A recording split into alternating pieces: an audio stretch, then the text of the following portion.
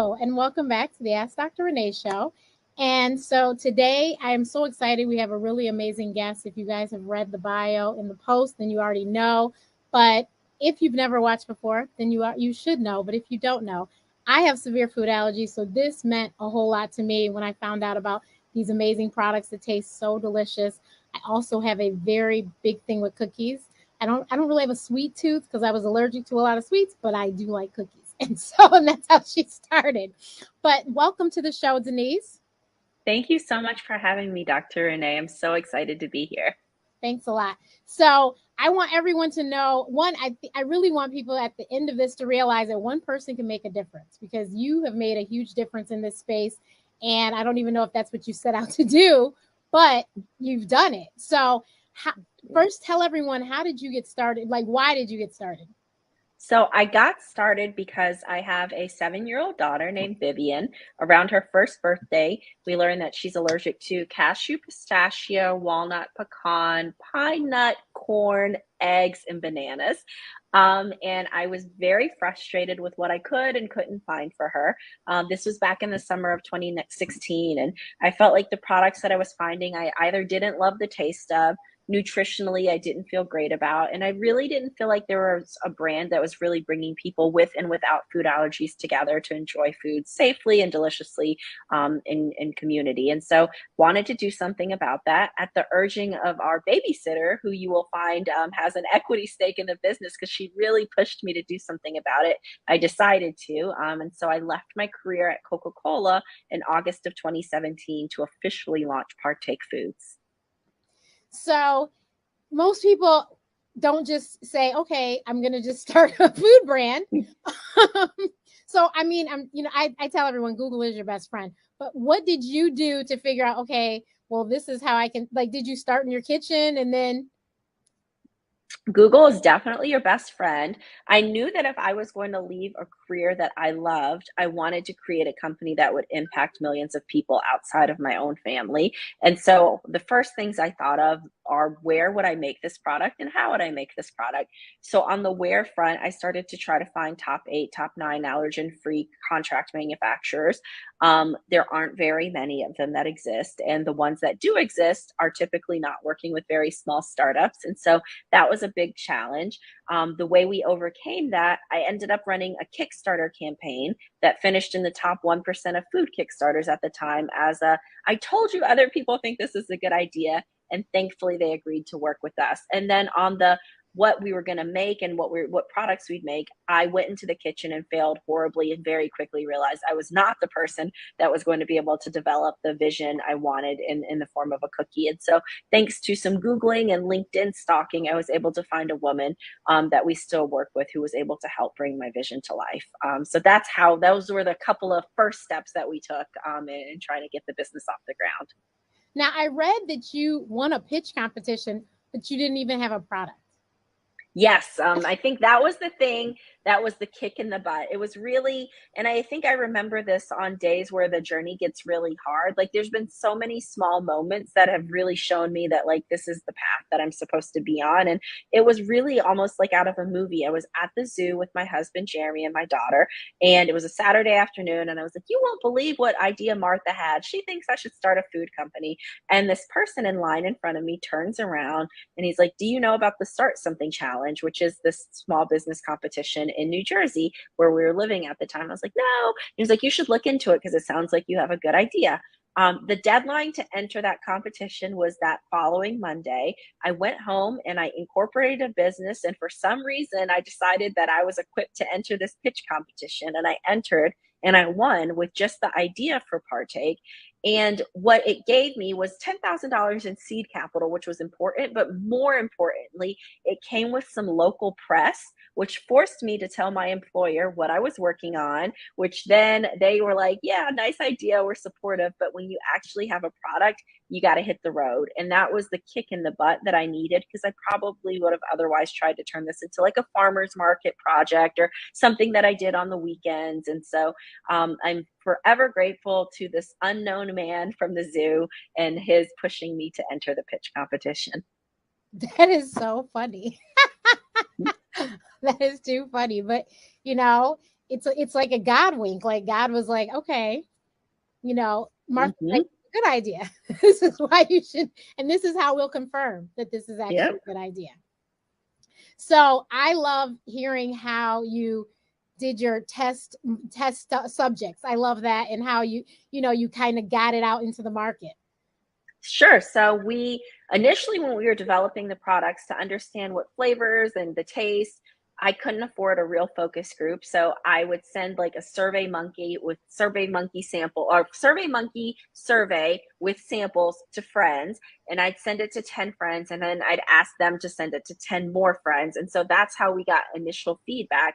And then when we had an actual product, we launched initially with 3 flavors of crunchy cookies in August of 2017. I sold cookies out of my car to natural food stores in New York. So it's just me delivering the cookies. One day I had these different routes. I'd do Brooklyn one day and the Upper West Side one day. And I would do hundreds of demos, and I would drag my husband and my daughter along to do demos. And we do demos and trade shows on the weekends. And it really was just like very grassroots, very like family business from day one. And it was just us hustling cookies. That is so cool. Now, does your husband work for the company? He does not technically, but I think that to be a successful entrepreneur, it really does feel like an all hands on deck family effort. And so his background's in finance. In the early days, he built all of our models, helped me with all the accounting, did demos, and still like pitches in wherever he can. Awesome. That is cool. I love it. And so first of all, did you see Partake being as big as it is now? Yes and no. Like, I wouldn't have left my career if I didn't really believe that we were going to build a scalable business.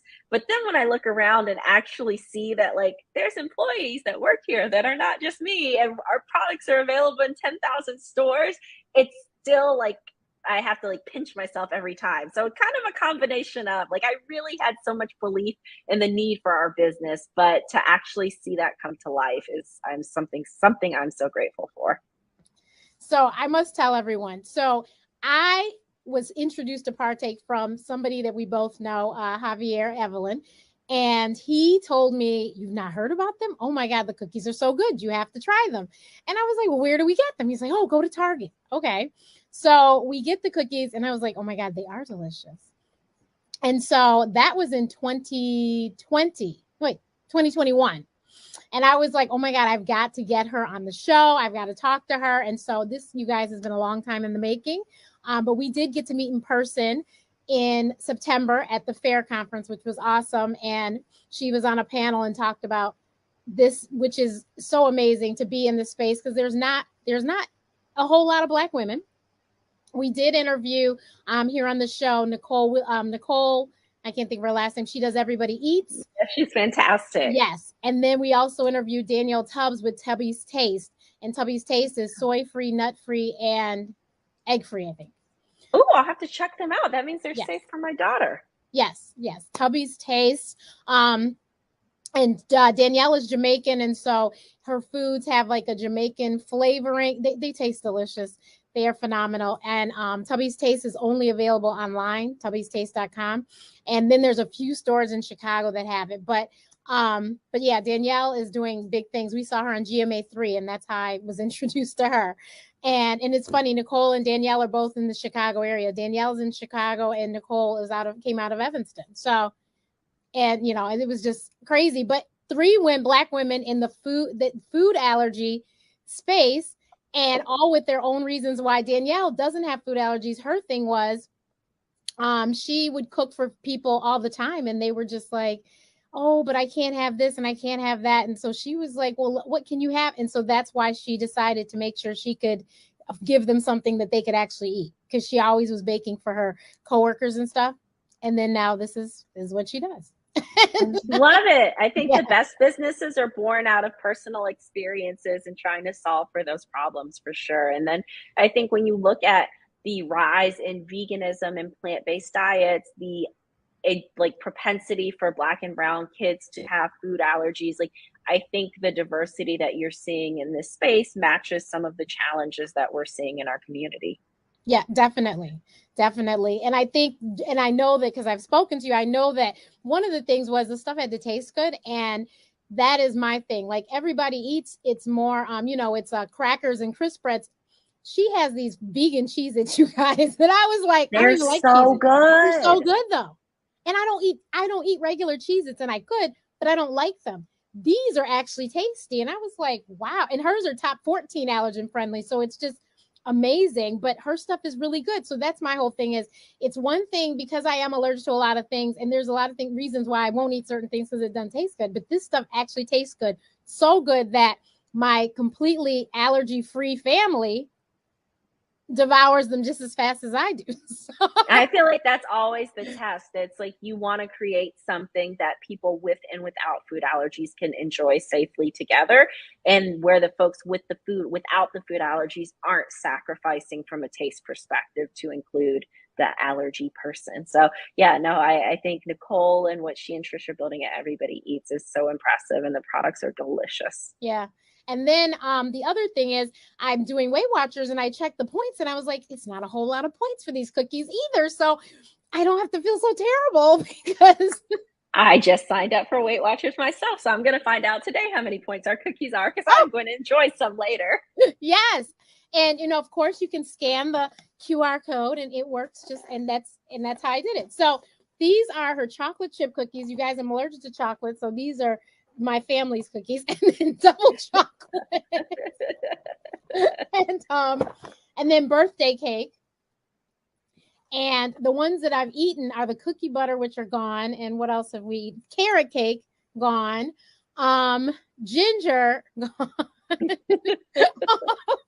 So those are I'm glad they're gone. That is great. Those are the boxes we killed. And then I'm so excited you just announced snickerdoodles. So when my mother is a cook, and she bakes cakes, cookies, whatever. So when we were little, we were bored one day and we were like, Mommy, we're bored. And she's like, go get one of the cookbooks.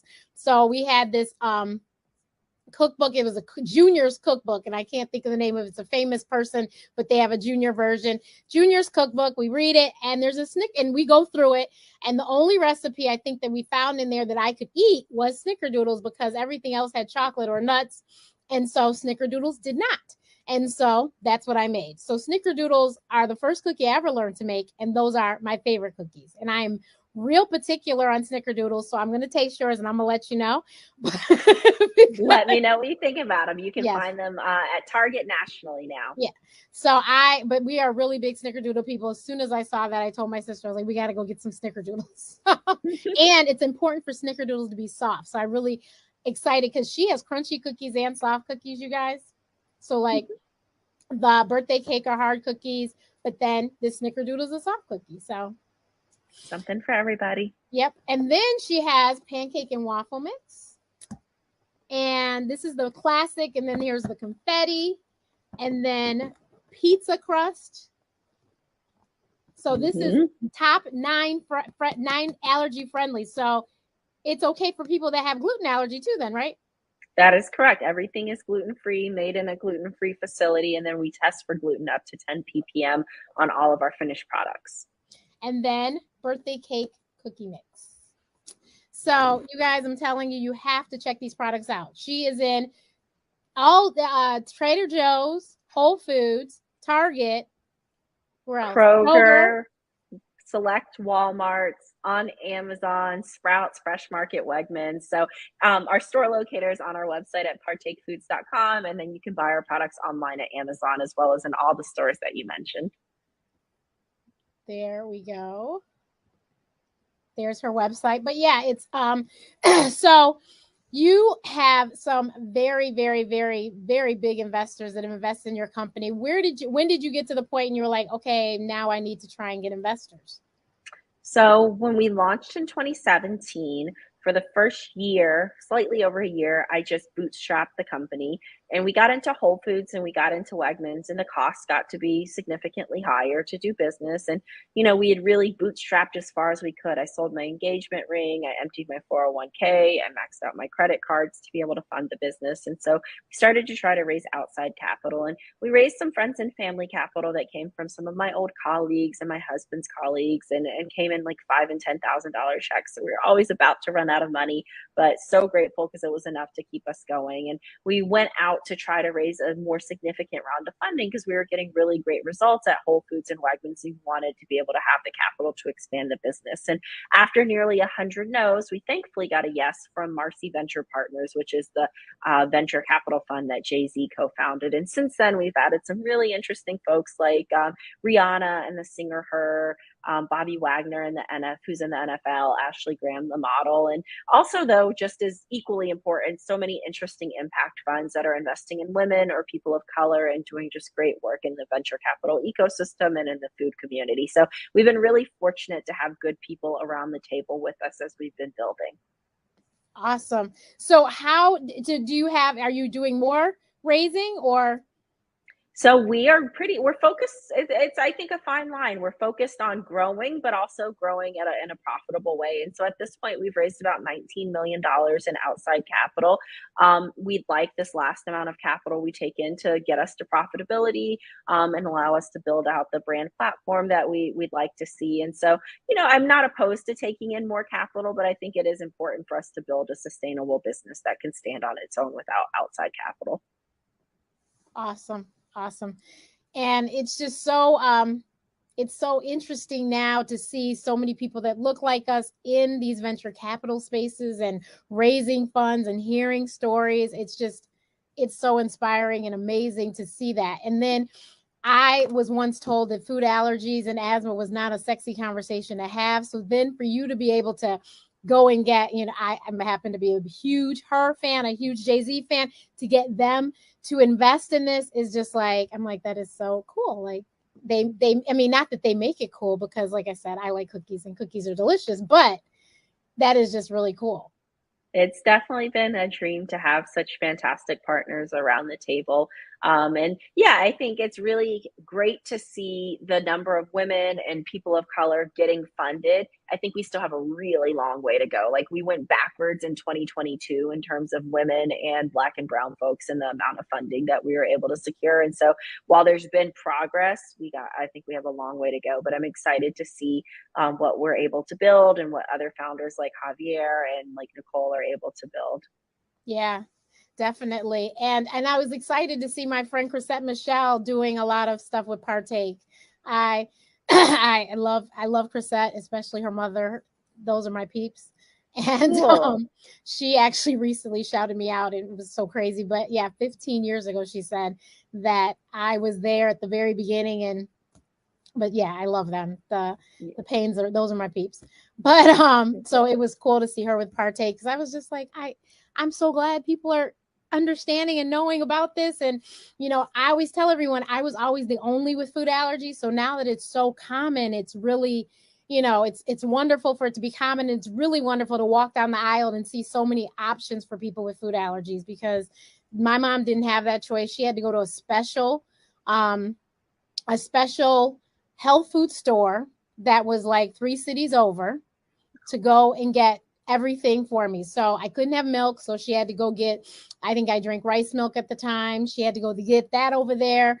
I started at soy milk, but then I was wheezing every day. My doctor figured out soy was in the nut family. You need to stop with the soy. And sure enough, 10 years old, stop with the soy. And all of a sudden I don't wheeze every day anymore.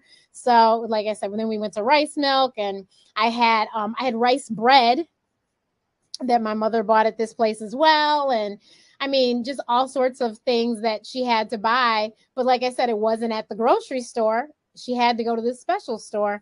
And so I remember many years ago when I was introduced to Sun Butter and I was like, no.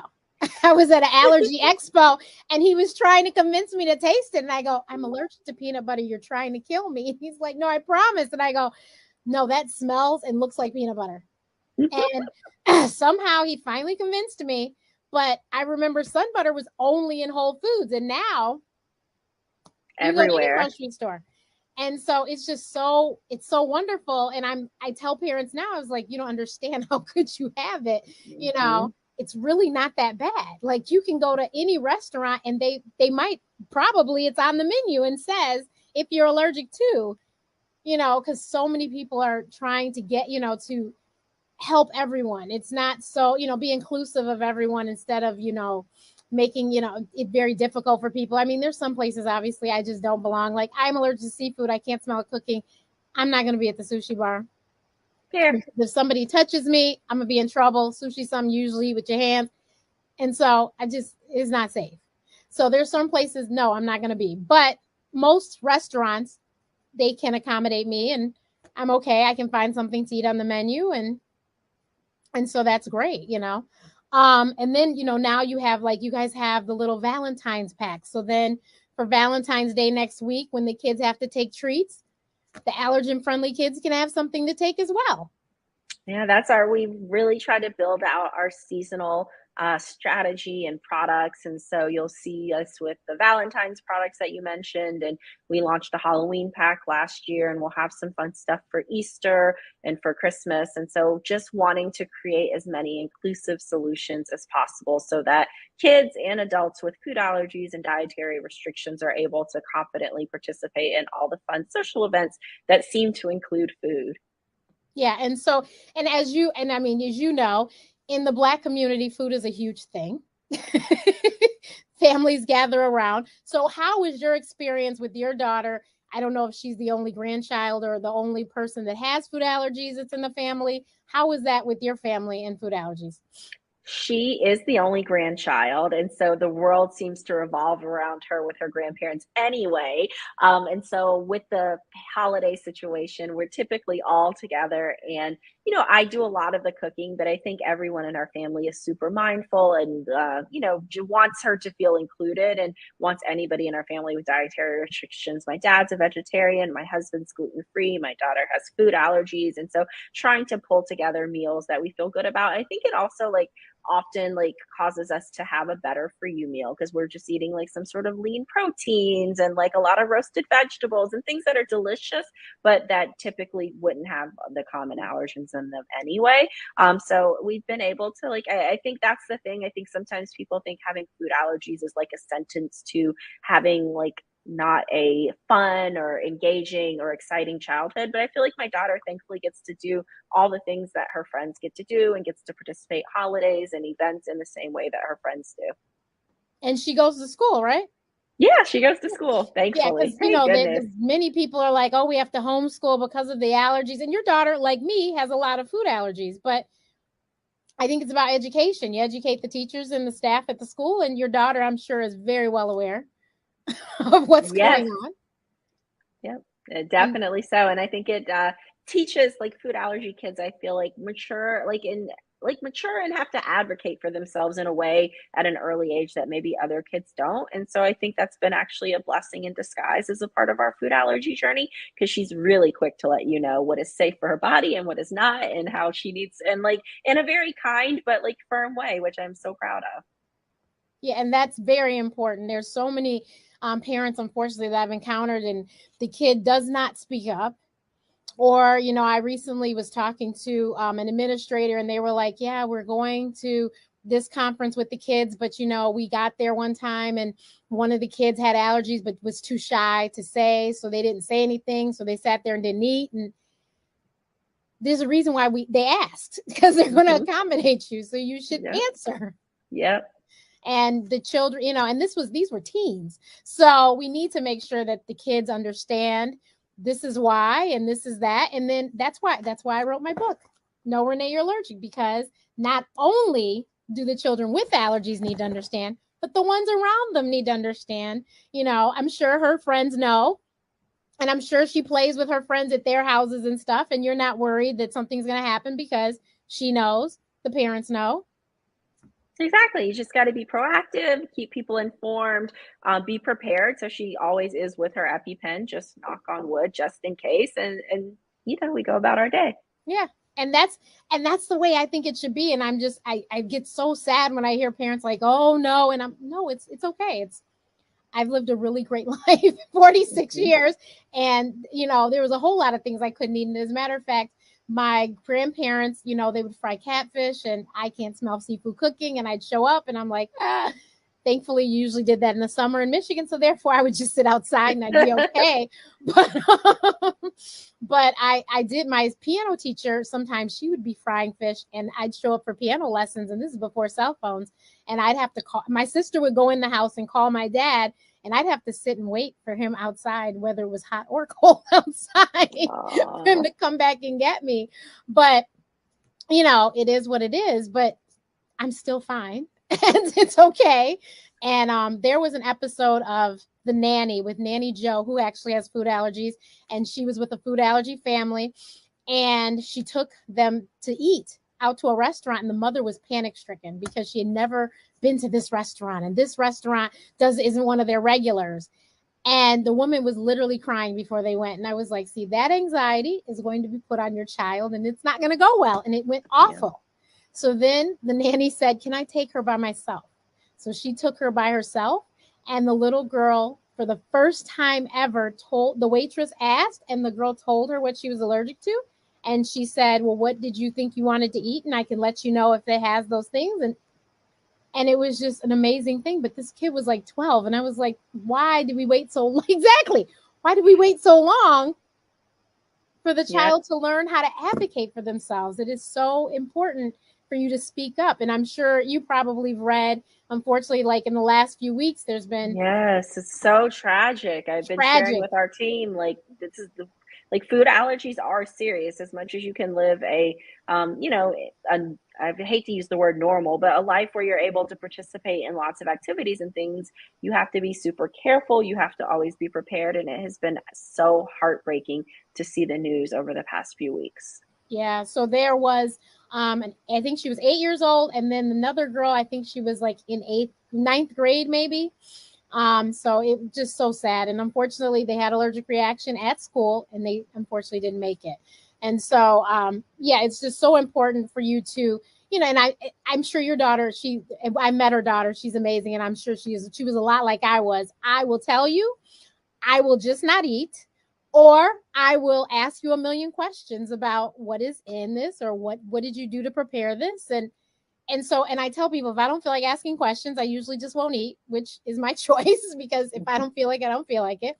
But I know what's safe for me and I know what's not. And if I don't feel safe, I'm just like, okay, well, I'm just not going to eat that. I don't just eat things because people hand them to me. I always make sure I ask questions, because you just never know, know. And you have to be careful, especially with the way that people like to put nuts in everything. I mean, things that, to me, like, I love banana bread, but I just don't understand banana bread and nuts. But but I love banana bread. But you ask, and then when people see me dissect food, because I will eat things like for a crumb, because I'm trying to check to see, because my reactions will happen off of a crumb. So if I will, like, oh, can't have this, I'm sick, something's happening, and I can immediately go and do something about it. But you just have to, you have to stay on guard. And, and I'm, like I said, these were young people. So it wasn't like they were inebriated or something and couldn't pay attention. No, these were young people, and I'm not sure what happened, but you have to stay on guard. You have to ask questions. You have to remind people. I never expect anyone to remember my allergies. As long as I know, I'm good. Yep. So I will ask you, because you invited me and you just maybe forgot. And so I'll ask you once again to make certain before I eat. And especially when it comes to sauces and stuff, which is why I usually just don't do sauces. I just leave it plain, and then I know it's just chicken and it's just roasted vegetables, and then I know I'm safe. But it's just so important. And like I said, I know that if we can instill in the kids to understand and make sure that they always speak up for themselves and ask questions, then you don't have, unfortunately, accidents like that. Have you ever had to epi your child? Yes, just once, knock on wood, when we learned that she was allergic to corn, because corn isn't typically something they would test for. And so it had been suggested she should introduce peanuts, because her test showed that she was negative to peanuts. So we gave her something that was made with peanuts and corn, and she had an anaphylactic reaction. And that brought home for me how severe food allergies can be and how quickly they can escalate. And thank God we had 2 EpiPens on hand and lived close to a hospital, and we've been fine since. But yes, we have. And so I've never had to use my EpiPen. And I tell everyone because of my age, they didn't have EpiPens for the first, I think, 10 years of my life. I think I was around 10 or 12 when I discovered that, when my mom brought home and was like, okay, this is an EpiPen. Didn't have until then. And thankfully, I've never had to use it. Now, there's times when I should have used it, but I am awful. And, so, and I was like, we will figure this out and we'll take something else. And because I have a lot of things at my disposal because of my asthma, I have a nebulizer. I have all these things to make sure that I can keep breathing if things happen. I was like, we'll get this. I'll be fine. And thankfully, I have been fine. But now I carry Avicue. And I have 2 Avicues with me in my bag all the time now. And thankfully, like I said, I haven't had to use it. But I have it. And most people around me usually know that I do have it. I went to Carnival a couple years ago. And so everyone had one, each of my 2 cousins and my sister. So in case I wasn't with one, I'd be with the other one. And so just in case. But I had a great time. And I was able to eat street food. And I was in heaven, and it was wonderful. Wow. And just a word to those that are allergic to especially nuts in the islands, they don't usually fry in any kind of oil, but good old vegetable oil. And so that's why I was okay, because, I went to, I love fried chicken, and I went to some place in Atlanta. I think it was at the Pont City Market. And they had this fried chicken that looked so good. I was like, oh my God. And I went to get some, and I was on the phone with my sister, and she goes, you should really ask them what they fry it in. I was like, it's just fried chicken. They'll be fine. Alicia's like, just ask. Sure enough, it was peanut oil. Yeah, I'm from the Southeast, and we do fry a lot of stuff in peanut oil. So that sounds right. So I was like, oh my God. Okay. Thank you, Lord. I asked, so won't be eating that. And so, and there's a fried chicken place. It's a chain, and they have it in Chicago. I can't think of the name of it. Harold's? Sure enough, went in there and asked them, and they do peanut oil too.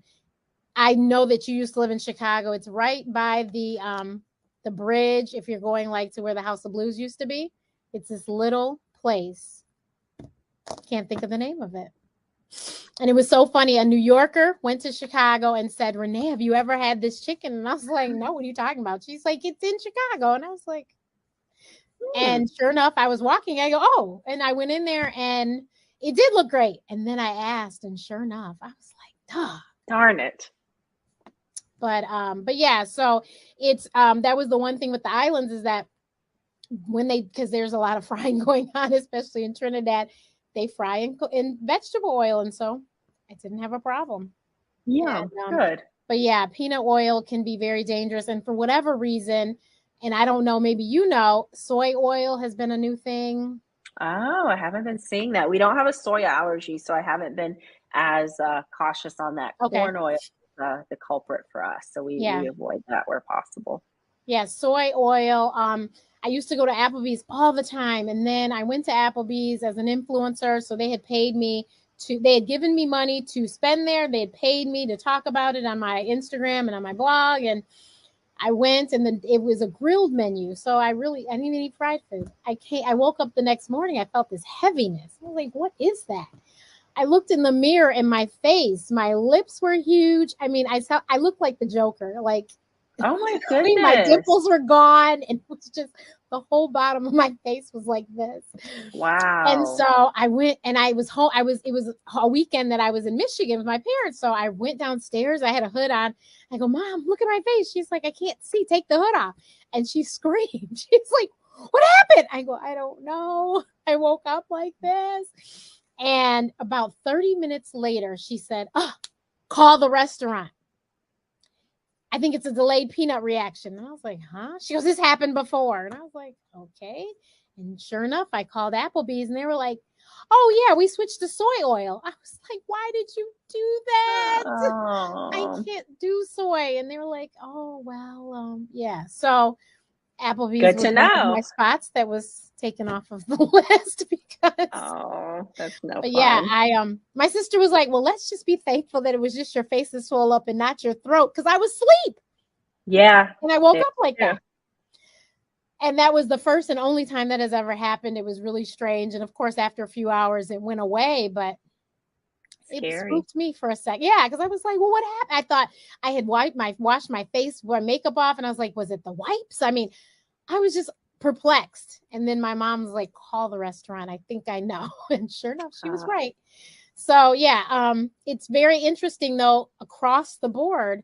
I've started asking restaurants, and several that I've always gone to have switched to this soy oil. And I was like, is it cheaper or something? Like, why aren't they just using So either? many supply chain challenges. It, who knows if it's related to a shortage on something Yeah, else or a change in pricing on something. But yeah, I think that's just a reminder on why you should always ask. yeah. So how did you find out originally that your daughter had food allergies? What was the first thing? On Thanksgiving, the first year that she was born, so she was about 7 months old, she had a baked macaroni that had egg in it, and she ended up vomiting like 14 times over 5 hours. And we took her to the emergency room. And by the time we took her to the emergency room, she was totally fine. And they said, oh, it's just a stomach bug. And then she had eggs again a few weeks later and had a similar reaction. And so that's where we learned about the food allergies, because I was like, well, this doesn't seem like it can't be a stomach bug both go around. She was too young to do like the skin testing for food allergies, but they gave us an EpiPen at that point because they were like, clearly she has some sort of food allergic situation. And then right around her first birthday, we tested her for food allergies. And that's how we learned of the tree nut allergies and the banana allergy. I see. I see. Now, does anyone else in your family had allergies before this? No allergies and no other family members. Wow. Wow. So my mom is allergic to all melons. And then she has a sibling that also is, and then another sibling that is allergic to shellfish and nuts, I think it is. So it was kind of a thing. But then I just got clobbered with everything. And I can eat melons, but I just can't have citrus fruits. That's the only fruit category that I can't have. But yeah. But yeah, that is interesting, and I'm sure very scary. 7 months old, that's a lot of vomiting. Like, I mean, that was a lot of vomiting. I think food allergies weren't even on my radar, and I'd always associated allergies with swelling. So at the time, I was just nervous that she had eaten something that was like terrible for her. Food allergies didn't even cross my mind. But after the further incident with the corn, I realized like how severe the food allergies could be. now they had done a skin test on me when I was 10 and said I had a corn allergy. And up to that point, I had been eating corn, not excessively or anything, but I ate it. And so my mom was like, well, you've never had a reaction. No need to stop now. Just don't overdo it. And so I've never had a problem. So I'm saying that to hopefully that she'll grow out of at least I hope so. something. I hope so. Yeah. And I think there's as more people have food allergies, there'll be more treatments and more research that's done. And so hopefully in our lifetime, we'll see some significant changes in how food allergies are managed and diagnosed and treated. So we shall see. Yeah, there's so much going on now with the oral immunotherapy and then with the Palzoria, I think it's called, the pills for the nut allergy. There's just so many things that, you're right. In our lifetime, I'm sure there's going to be even more changes because they are doing so much research and trying to figure out how and why and what they can do to fix it. Do you think your daughter would be interested in oral immunotherapy? We're exploring it, and so I think she's not opposed to it. I think that, I'd want her to be on board, but I would Right. love for us to find a solution that we feel good about that would allow us both to feel a bit safer with her getting older and going out into the world more alone. But, we haven't really come to a decision yet. Gotcha. Because I just was reading about a 5-year-old and they were like, he doesn't want to do it. Can you give me suggestions on how to convince him? And I'm thinking, don't. Yeah. Yeah. Like, wait till he wants to do it because God forbid it go wrong. He's going to blame somebody. So wait till he's ready. Yep. No, I definitely understand that. Yeah, that and so that makes sense. And I'm glad that I personally, I said you can't teach an old dog new tricks because I met someone, it must have been like 6-7 years ago. I think it was the same event where I met Javier. And they were like, oh, you should. And I'm like, no, I'm good. I'm okay. I was like, and everyone's like, but you can't have chocolate. I go, but you know, you don't miss what you've never had. My sister made brownies the other day, and she's like, I just wonder, does that smell good to you? I was like, not really. I sometimes feel I don't want to say worse. I don't know which one I feel worse for, but like adults who develop food allergies after they've had something, I think that's challenging. Like my daughter's never had, well, like outside of that incident, hasn't had corn or tree nuts. And so she doesn't really feel like she's missing out on anything. Whereas like an adult who's been eating shellfish every day, who can't have lobster anymore, that's pretty sad. I was on a podcast, and she said she can't have bacon anymore. Oh. I was like, you know, it's one thing to make a decision to say I'm going to be vegan or vegetarian or something, but for somebody who eats meat and they liked bacon and can't eat bacon because they are allergic, just I was so sorry. And so I guess I'm thankful that I grew up this way, so I don't know what I'm missing. I've never had an omelet, never had scrambled eggs, but I'm okay with that. But thankfully I can eat eggs baked in things. I eat pancakes, I can eat cookies and stuff, so I can eat eggs baked in things. So thankfully for that, but I don't really miss the things that I never had because I just never had them, and I'm okay with that. And I said, and it's funny, I went to Cold Stone, I had a horrible allergic reaction, and I said, and only went twice, so this is on the second time, and I was like, well, no more Cold Stone, and it's just like, it's okay, like I just can't have it for the rest of my life. I'll be okay. I can still have ice cream, I just can't have it there. And so I was like, it's okay. So but yeah, what do you say? What do you like? I know you do a lot of speaking engagements. What do you say to people who have ideas in their head about executing? I think those are two of the words. Like, I think it's one thing to have an idea, and I think it's another thing to execute. And the entrepreneurial journey is one that's filled with a lot of ups and a lot of downs. And so I think you need to be building something for a reason that's bigger than, oh, I want to be an entrepreneur. Oh, I think this will get me rich or famous. You need something that is guiding you, that will be a North Star to keep you going throughout the tribulations that come with being an entrepreneur. So I tell people to kind of keep that in mind. And then if it is something that is keeping them up at night, that they feel passionate about solving a problem for, that it's okay to start small. I think people have like glamorized entrepreneurship and have this idea of overnight success that's sometimes not very realistic. And it takes years to build something in most cases. And so I just tell people to have patience and enjoy the journey. Yes, definitely. And entrepreneurship is not for the faint at heart. And especially when you're stepping into new spaces. Like, I'm sure you could have gotten very frustrated trying to find a manufacturing place that was completely free of the allergens. For sure. That is so important to a lot of people, that there's not shared facility or shared lines and all of this stuff. So I am sure that was a lot. You keep going when the world needs something and you think that you're hopefully helping make it a better place. Now, why didn't you ever do Shark Tank? At the period we would have maybe thought about it was during COVID. And so the protocols they had around COVID, I just couldn't be away from my family for weeks. And so we ended up getting funding in other ways. And so it didn't work out, but it's a family tradition at our house to watch Shark Tank every week. So we are very big fans. So am I. And I watch now because I'm like, I need to watch and get inspired to think of what can I come up with? There's so many good ideas, so many inspiring stories. I love watching it. Yeah. There was on there an ice cream. Maybe you saw her. It was a lady, and it's a allergy friendly ice cream. And I know they're at Plum Markets, but I can't remember the name of it. But when I went, of course, it wasn't at ours. And I was like, but she is in stores though.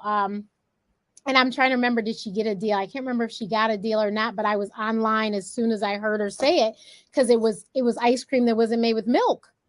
So it was with a dairy alternative. Mm-hmm.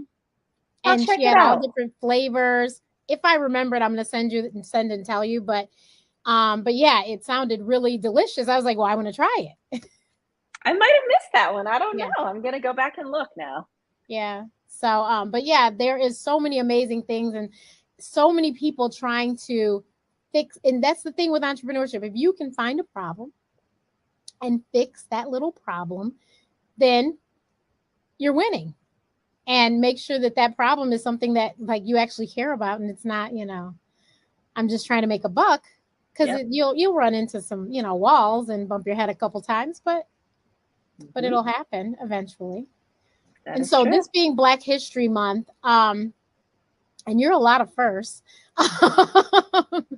which is great. But what do you hope for us? Like, I mean, it'd be great if me and you, I'm sure we celebrate Black History all day, every day, 365 days a year. But this is our 1 month to celebrate. So, what is something that we would love to see happen in the? What is something you'd love to see happen in? It doesn't even have to be in food allergy space. It could be in the entrepreneurial space for us. I would love there to be more opportunity, access, and equity. I think there's over mentoring, not enough hiring, and sending the wire and funding and supporting entrepreneurs supporting Black entrepreneurs. So I would say I want to see more action coming towards our community to allow us to build the companies that need to exist in the world. Love it. Love it. And there are so many like Denise and Nicole and some of the others that I've mentioned. I don't know if you're familiar with Robin Wilson. She has allergen friendly bedding. No, but I'm going to check She's it at out. Macy's and she's on Wayfair. Amazing. No, I need to check her out. She's been on the show as well. Another Black woman. She is out of she's in New York City. Oh, yep. I'm definitely going to check her out. Yep. But yeah, so there's so many people that are doing really amazing things. And if they had more funding, they could do even more amazing things. So you're right. If we could just get on the even, level playing field, because, there's Martha Stewart's bedding at Macy's. And now, thankfully, like I said, there is Robbins, but Robbins could be at Nordstrom's and it could be at, all these other places as well. So yeah, it's wonderful to see when you walk in and you see all these faces, like at the in your Target. So at Target they have the lovely Black History Month display with all of the different things that are from Black creators and owners, and that's great. And I wish they had it year round. They don't. That's what I was going to say. I want to see this. I would love also to see the same energy all year long around DEI and just like making the world a more inclusive, equitable place. Yeah, and it's just, and I think that for the people who go shopping, especially with their children, to see people that look like them on the different products and saying, hey, that's the creator of this, and it's like, that's a big deal. I actually know several of the people that have hair care lines in Target, and I personally know them, and it blows me away every time I go to Target, because I'm like, that's so and so, and that's so and so, and I'm like, wow. And it blows me away, but it's like, this is so cool, but that is so necessary, because they know exactly what we need. Mm-hmm. Just like you as a food allergy mom know exactly what is needed, and it just so happens that it tastes great and everyone can eat it. And like I said, it is nutritious enough that even people, I'm not sure, don't quote me, endocrinologists, but I think diabetics might be able to look at some of them, and maybe they can have a cookie or two, and they're nice and small too. So, and then also when you have mixes, you can always do something to them to make sure that they are friendly to whatever you're doing in your health journey. Maybe it's adding protein to the pancake mix or whatever. So, and I did the cooking demo with Homemade. Is that her name? Is that the name of the brand? Yeah. Yep. And so she used the cookies and made a truffle and all these other little dishes. So there's wonderful things. You can use the cookies as the ingredient to create other things. So I'm telling you guys, please go check out Partake Foods the next time you're at your grocery store. I'm sure it's there. You just didn't notice it, but it's there. And support this amazing woman and her business. And thank you so much. Is there anything else you'd like to share with us? Thank you so much for having me and for helping me and allowing me to share my story.